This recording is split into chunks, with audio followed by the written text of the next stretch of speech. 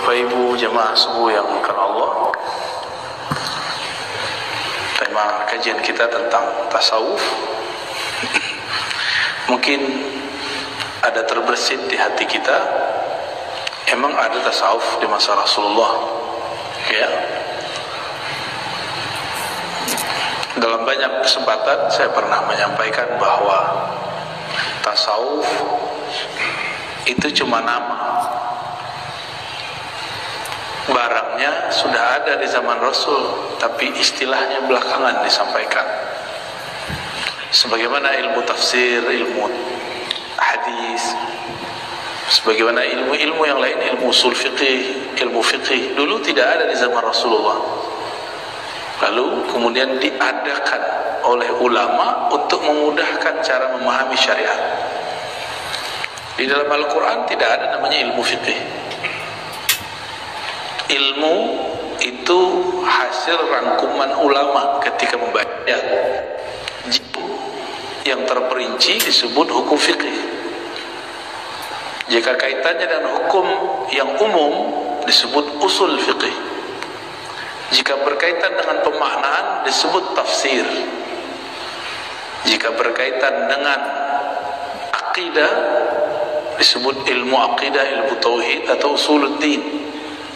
Jika berkaitan dengan kemurnian batin, kebersihan kalbu, hukum rohani, maka disebut dengan tasawuf. Jadi tasawuf dan fikih ini gak boleh dipisah. Oh, kata ahli hadis gak ada. Ahli hadis gak ada urusan dengan tasawuf dan fikih, ya. Jangan adu-adu antara ahli hadis dan tasawuf. Ahli hadis hanya meriwayatkan data. Dan banyak ahli hadis itu yang gak mengerti apa yang diriwayatkan. Dan Nabi sendiri mengatakan, lubba muballighin aw'a min sami'. Bisa jadi orang yang diajarkan, orang yang disampaikan riwayat kepadanya lebih mengerti daripada yang meriwayatkan. Itu terjadi. Cuma orang sering bertanya bukan kepada ahlinya. Bertanya ilmu tasawuf kepada ahli fiqih. Atau bertanyanya ke ahli hadis. Ya, kata ahli hadis enggak ada tasawuf di zaman Rasul. Coba tanya ilmu hadis kata sufi. Dia bilang enggak ada juga. Ya. Nah, jadi jangan salah bertanya. Lalu apa definisi tasawuf? Tasawuf itu tadi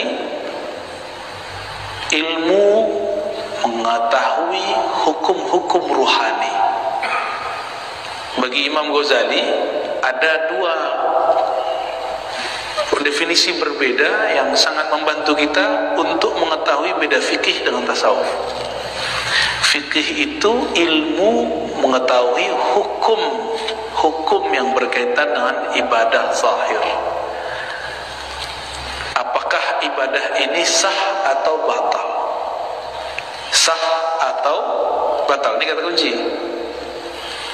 Adapun tasawuf, ilmu yang berkaitan dengan hukum-hukum rohani yang berkaitan nanti dengan diterima atau tidak diterima.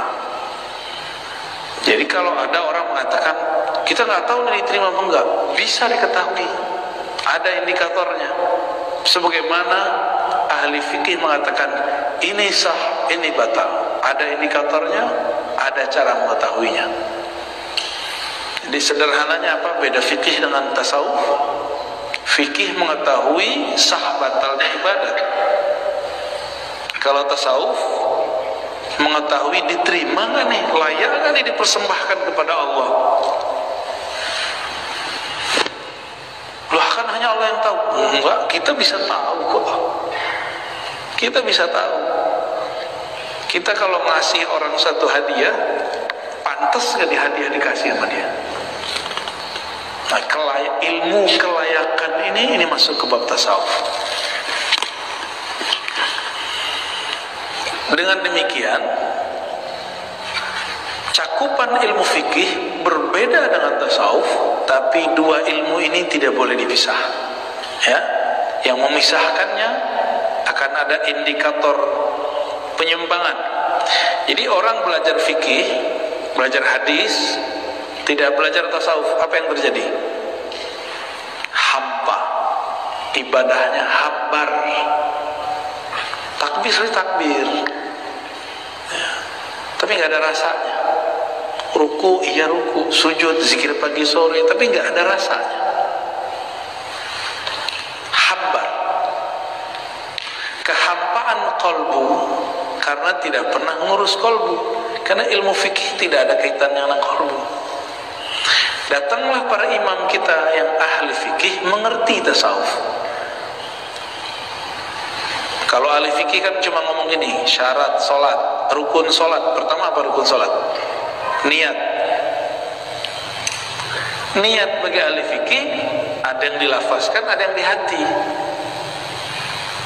beriringan dengan perbuatan. Cuma segitu doang. Akhirnya oleh orang-orang bermazhab Syafi'i, niat itu dibantu dengan lafaz usolli fardhu subhi. Itu bukan niat, itu lafaz niat. Ya, niat itu makrunatun bil fi'l. Dia beriringan dengan perbuatan.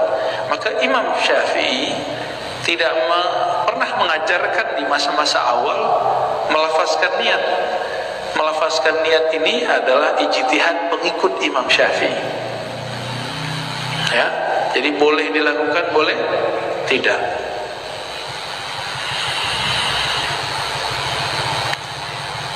Kita buka Sahih Bukhari. Adakah di kitab Sahih Bukhari tentang tasawuf? Ada nggak kira-kira? Niat versi ahli fikih menyebutkan, tapi niat versi ahli tasawuf menyampaikan tujuan hati hanya kepada Allah. Buka Sahih Bukhari, hadis pertamanya apa? Innamal a'malu binniyat. Sesungguhnya amalan bi di situ menunjukkan bersamaan dengan niat. Oleh Imam Syafi'i, oleh Imam Nawawi, apa kata beliau? Niat itu tidak hanya sekedar mengatakan tujuan dan segala macam, tapi dia mengartikan kesadaran. Kesadaran kolbu, kesadaran hati dalam melakukan taat. Tadi ruku sujud, sadar gak? Tadi dengerin ayat, sadar gak?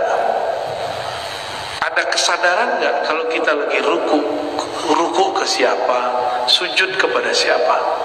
Itu niat. Maka niat itu bukan sebelum beramal, niat itu barengan. Terus usolli apa? Usolli itu belajar niat. Boleh juga disebut sugesti. Sugesti yang dilafazkan. Ya. Jadi materi-materi yang ada dalam tasawuf itu diambil dari hadis-hadis Nabi, dari Quran. Contoh, di dalam Al-Quran ada ayat tentang ahli kitab. Wa ma umiru illa liya'budullaha mukhlishina lahuddin. Tidaklah mereka diperintah kecuali untuk menyembahnya dengan penuh keikhlasan. Itulah tasawuf.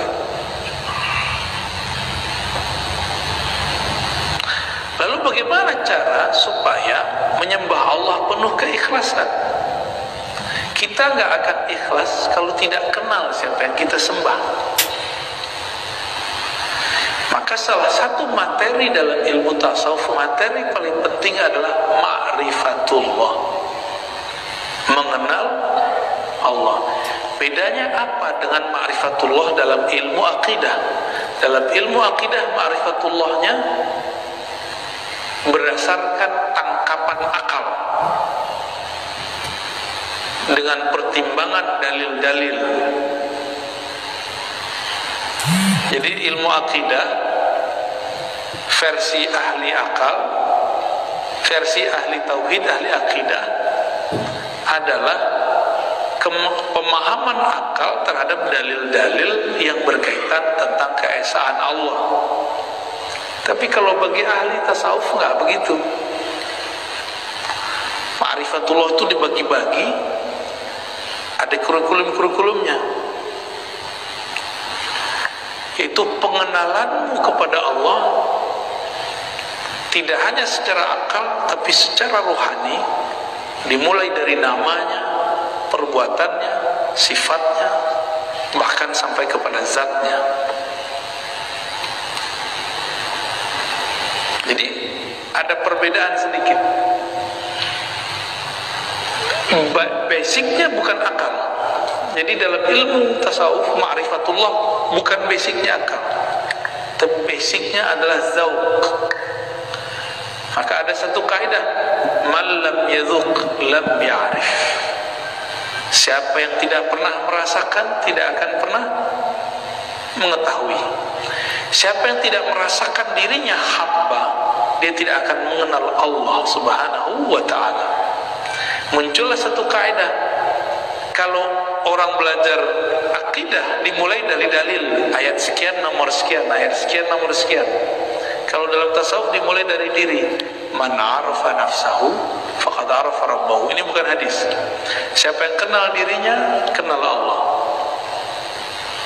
Kenali diri kita adalah sesuatu yang akan binasa dan hancur. Allah pasti bukan binasa, pasti bukan hancur. Allah pasti kekal selama-lamanya. Lalu mereka membedah ayat dengan cara yang berbeda dengan ahli akidah. Wa ma khalaqtul jinna wal insa illa liya'budun. Beda juga dengan ahli fikih. Tidak aku ciptakan jin dan manusia kecuali untuk beribadah kepadaku. Ini versi ahli fikih. Jadi bayangan orang kalau baca ayat ini, kita ini dicipta untuk sholat-sholat aja, itu ibadah-ibadah aja. Bapak maukah menghormati seseorang yang gak dikenal? Bukan gak mau, gak bisa. Bisa gak? Bisakah kita respect kepada orang yang kita gak kenal? Gak bisa ya. Saya pernah datang di suatu masjid, kita diundang ceramah nih, tapi kita nggak dikenal orangnya. Udah duduk di sini, kata orangnya, mana nih ustadznya nih?